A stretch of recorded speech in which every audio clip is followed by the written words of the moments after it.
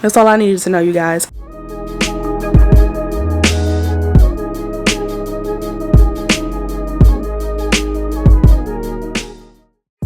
Rappers, they be bogus. Brother, get the pack and keep it open. Big dripper, stand up in the ocean. Everybody trapping, we get low.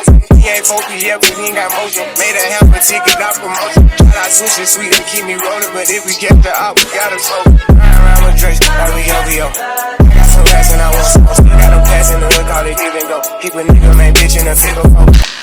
Hey crew, welcome back to my channel for another video. This is take number 2 because the battery died and it didn't save. So for those of you who are new, my name is Bridgette. I'm a New York City based flight attendant and this trip has started off very rough. Let me fill you in on everything that happened before getting to where I am in present day. So for those of you who are new, I commute. I'm based in New York, but I do not live in New York, and commuting has been pretty rough in the New York and DC area because of summer storms, which has caused cancellations and delays, and it's pretty rough on non-revving.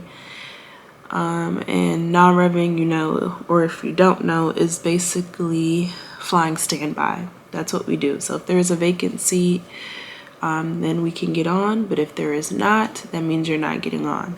So yesterday there were summer storms which caused cancellations, which then affects the following day, which was today, my commuting day, or technically yesterday because we're in a new day, and made those flights oversold. So I had to be creative and ride the bus into New York because the train was not an option. It was over $200 and I just couldn't justify paying that much for the train. So I ride the train. It stops at Penn Station. I'm sorry, I ride the bus. It stops off at Penn Station. I get on the Long Island Railroad, and as I'm getting off the Long Island Railroad to go get on the air train to the airport, I'm carrying my bags down the stairs and someone pushes me. So they push me, I fall with my bags in hand, and yeah. Thankfully I'm not seriously hurt, but it did shake me up because I just don't understand like why someone would do that, but I don't want to get too deep into that. So that inevitably made me late because when I fell, I guess my work ID came off of my uniform and I didn't notice because after being pushed and falling downstairs, luckily it wasn't a lot of stairs, I was a bit frazzled. So I collected my stuff and tried to make it out of Jamaica Station to get on the air train, and that's when I noticed that my badge was nowhere in sight. So I had to circle back and go retrace my steps to look for my badge. Now that cut into my time because I was already a little short for time because the bus got in late. So luckily I found my badge and I now exit Jamaica Station and get on the air train, but that made me late for my sign-in. So I had to sign in late and meet the crew at the gate, which was basically forfeiting signing up for a position for the trip and for my break, which is okay. You know, it's the consequences of being late. No problem. I can bite that bullet and keep on moving. I never said where I am. So I'm in Amsterdam. I was galley, which was good. The crew, when I say crews can make or break the trip, I was already down and upset about the whole situation, but the purser, he was so nice. The two girls I was working up front were so nice. It made me forget everything that was happening or had happened, and I try not to let things affect me or ruin the remainder of my day, but that one, I don't know, it just really bothered me because I didn't think people were that mean, you know. So yeah, I was galley. I worked up front. We were 100% full, and now we're here in present day.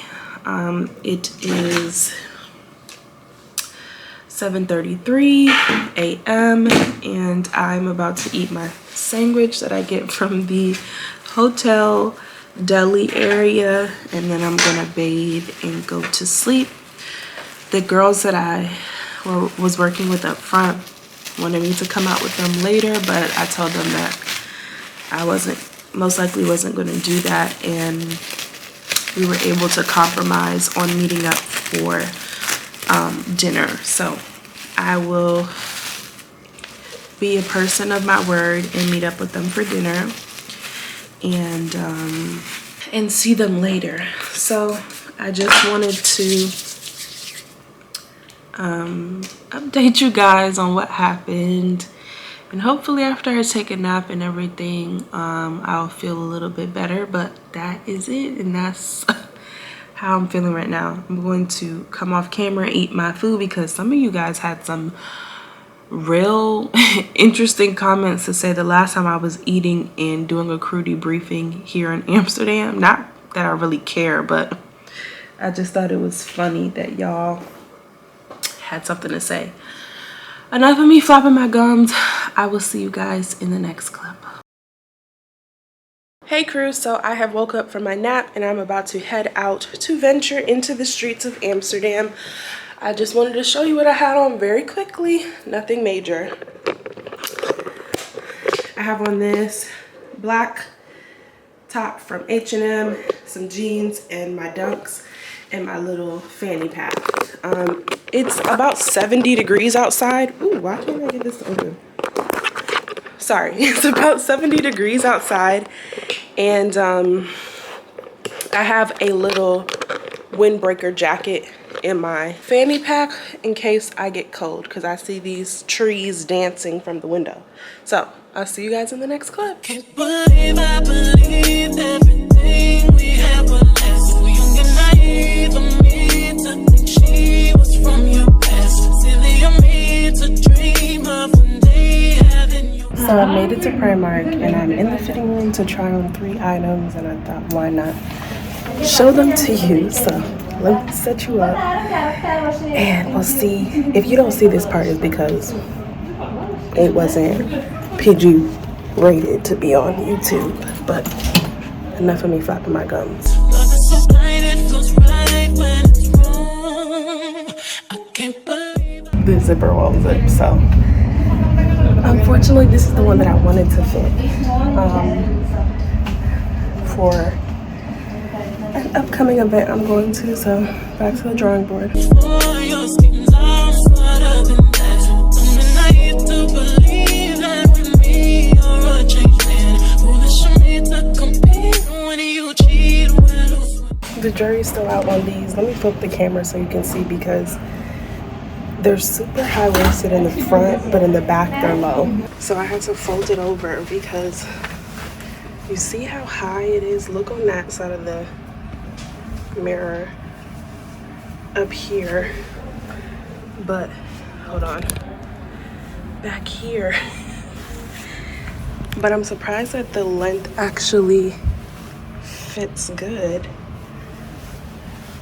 I think these are gonna be a no. They're gonna stay here.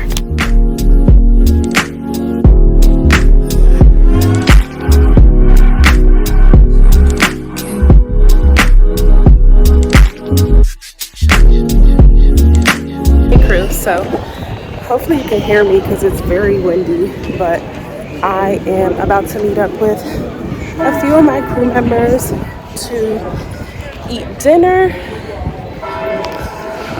I did all my stops except one, but I actually do come back to Amsterdam very soon, so I can do it on that trip. The weather is, sorry, that just distracted me. The weather is comfortable, but for some reason inside the stores, like in the fitting room, I was sweating bullets. I don't know if it's the lights or what. Once I get to the restaurant, I'll show you guys where we are. And oh, this is another Bershka. And ooh, I like that skirt. Sorry, I got distracted. And let you know what happened. So see you in the next clip. Straight up, straight to a penthouse, Miami Beach. Yo, talk crazy on tweets. They don't want it cause I come to defeat. They don't want it. I peek, these niggas all sweet. Hey crew, so it is the day after the Amsterdam trip. Yeah, unfortunately yesterday morning I got up super early in time to speak to you guys, but I just did not pick up the camera. Not sure why, but I wanted to come back and close out the vlog and give you a crew debriefing of that flight back to New York because it was very eventful. So I was working in main cabin coming back to the States. We finished service. The first group that is going on crew rest has gone to crew rest. We're in the back setting up, you know, the snack offerings and drink offerings and stuff like that for the duration of the flight until we do another service. And I'm in the galley, but where I'm situated in the galley, I can see some of the people who are standing back there to go use the bathroom, but I cannot see all of them. So I'm back there pouring juice, and all of a sudden I hear this loud bang sound, and it was loud, like it scared me. And I saw a passenger like move from one side to the other side, so I get closer to where the noise is to figure out what's going on. And I see this guy standing there, and I'm looking at the passenger who, you know, moved from that direction to the opposite side, and they're pointing to the guy, and I'm like, well, what happened? And they're like, he threw his water bottle and he started hitting the plane and stuff like that. So I'm looking at the guy like, sir, are you okay? But I'm very serious because I'm not sure what's going on, and he's by one of the doors. So he turns to me and he's like, does it look like I'm okay? That's all I needed to know, you guys. I called the flight attendant in charge. He came back to speak to him. He let him know that his behavior was unacceptable. Apparently the guy was upset about the seat that he had. He was in the last row of the aircraft and he did not want to sit there. This flight was 100% full, so I'm not sure what type of conversion or conversation he had with the gate agents out at the gatehouse, because I was on the plane. They probably told him that the plane was full. There was no options to swap around, and he didn't like that answer. So he decided to take it out by throwing his objects and hitting the plane. Just a quick PSA. If you're upset about something, I would highly advise you not to take it out on anything that deals with the aircraft, because if you damage something or if the situation escalates, it most likely is not going to end well for you. There will probably be law enforcement meeting the flight or a diversion depending on how serious you're acting out. I don't want to downplay the day that the man was having. He could have been having the worst day of his life. He could have been just having a bad day, but also his behavior was not acceptable. And unfortunately, grown adults sometimes do not know how to handle their emotions, and this was an example of that. So cool, you know, we diffused that situation. The purser handled it wonderfully. He sat back down. He was traveling with their group. They did a swap. Cool, we continue on with the flight. He apologizes for his behavior. Now we land in JFK and we are about to disarm our doors. So I'm sitting at the 2-door. We were on Airbus 330, and on this aircraft most of the time you board and deplane from the 2-door, not the door that you normally board the plane on for like domestic flights where it's the first door. So on that aircraft there is a galley in between the 2 left and the 2 right door, and we're doing our disarming procedure, and I had to do a portion of our procedure, but there was a passenger blocking the way. So before he even got to where he was, I was trying to stop him and say, sir, if you could just wait, and I couldn't even get my sentence out. He cut me off and was like, I have to go help my wife take her bag down. So I don't respond because he moved from where I was asking him to move from and went on the other side to help his wife take her bag down. Cool, I don't think anything of it. Then he comes back to stand right in that same spot, and I'm like, sir, if you could just, once again, I couldn't even get my sentence out because he kept cutting me off. So he starts raising his voice, and I guess was trying to intimidate me. He was like, what's your name? And I don't respond. Because I'm not going to respond to anyone raising their voice at me, because number one, I was not yelling at you, and number two, that's not how you communicate and get any type of point across. So he decides to walk up into my face like this and is looking down at my wings, and I don't say anything to him. So he finally walks back and he's still raising his voice. And I'm like, sir, why are you yelling? No one is yelling. If you would have given me a chance to explain why I was asking you to not stand in this area, you know, we could have avoided this. He starts to get irate. It's to the point where the flight attendant who was standing at the other door had to intervene and be like, sir, why are you screaming at her? There's no need for you to scream. What she's telling you is correct. There's no need for you to act in this manner. So I'm like, well, sir, what's your name? Because he's like, I was sitting in this seat. And, you know, we continue on with our disarming procedure. We do everything. They open the door. He's still mouthing stuff under his breath. It was so bad that people around him, other passengers, as they were getting off the plane, were like, I am so sorry. I am so sorry. Like, something is wrong. Something must be in the air. One of the lady who said something must be in the air, as soon as she was about to get off, this girl appears from God knows where in the back of the plane, pushes her way past her to get off the plane. I'm like, where are these people raised? Simple excuse me or waiting your turn is not that hard, you know. So cool. I always say, and if this is your first time watching my a video on my channel, hello, welcome. Please consider subscribing. I always say though, I never let anything that happens on the plane or even off the plane in general affect me, but specifically for work. Everything that happened on that plane will stay on that plane. Once I step off that threshold of the aircraft and I'm on a jet bridge or I'm back on airport property, I let all that stuff slide off my back. So it didn't bother me. Unfortunately, I had to write a report about it, but you know, I submitted that. I did everything that I needed to do. So then we were late leaving Amsterdam and my commuting flight was very tight connection. I'm running through the airport, guys, like literally running. Get to the gate, and I'm not a person who sweats like outwardly, if that makes sense. Like, you know how people, when they get nervous, they have big sweat stains, their face is filled with sweat. I'm not a person who sweats on their face at all. It has to be extreme movement for me to sweat on my face. My face was drenched. I get to the gate, I'm breathing hard. What made me miss the flight was they pushed the departure time up 10 minutes. If it stayed at what the time it was before, I would have made it. But also, I stood there for about 5 to 7 minutes, and then they were like, oh no, you can't get on. And I was like, okay. So then I had to wait for my second choice, excuse me. And that was oversold, but luckily I got a seat on that flight and I was able to come home last night. So that's the end of that trip. It was eventful. Hopefully that's where it ends. No more eventful flights, please.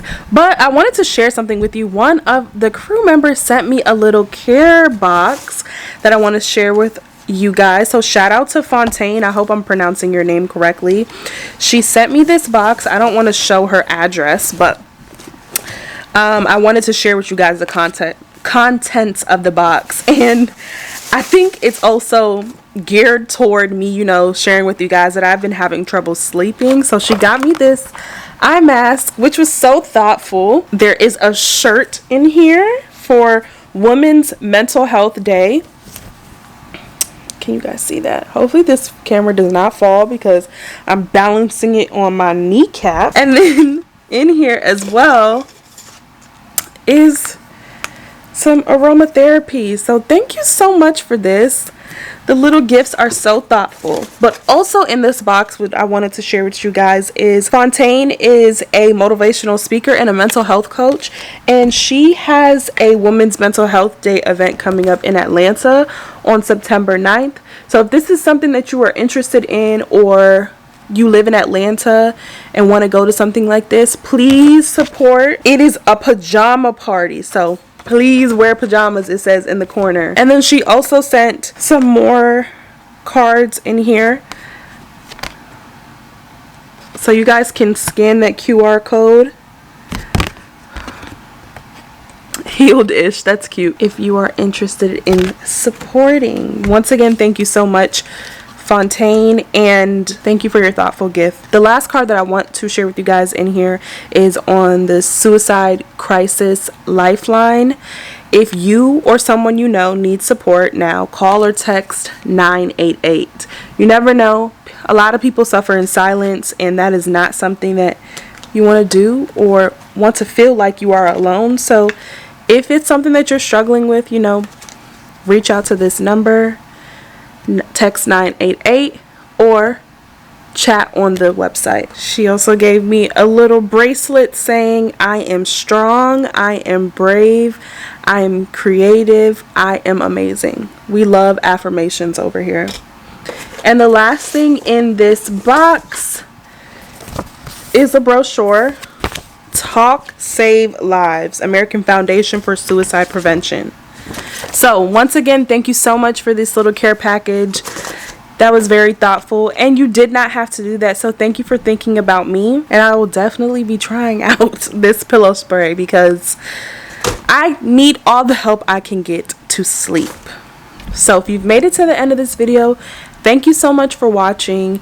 As always, stay safe and see you soon. And don't forget to subscribe. You guys, I've been watching the analytics and a lot of you have been watching but forgetting to subscribe. So I'm going to give you grace and remind you right now. Subscribe, become a part of the crew, and I'll see you in the next video.